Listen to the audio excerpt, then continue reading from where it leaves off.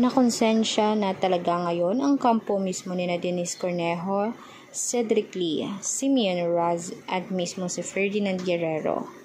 Hindi talaga mapigilan ang kanilang pagluha o ang mismong pagkikahos nila na ayaw nilang makulong na lifetime imprisonment ang mismong hatol ni Bong Navarro. Sa totoo lang ay hindi nila matanggap, pero gayon pa man ay wala silang magagawa dahil ang korte na mismo ang nagdesisyon na hindi sila makakalabas hanggang sa hindi sila tumanda.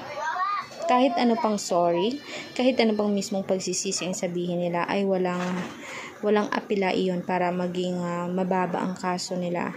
Mas lalo lamang nila dinagdagan dahil gumawa sila ng isa na namang kasalanan. Nagsinungaling sila. Ngayon ina-admit na nila na sila mismo ang may pangunguna sa nagawang frame up kay Bong Navarro doon sa kondo ng kaibigan ni Denise Cornejo. At kung saan naman sila ay may ginawa pa maliban doon. Marami na ring lumalabas na mismong naging record ni Denise Cornejo. May record na umano yun.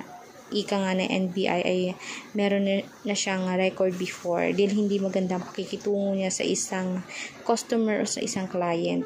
Talagang masungit naman talaga at walang modo kung kausapin. Kumbaga bastos naman talaga.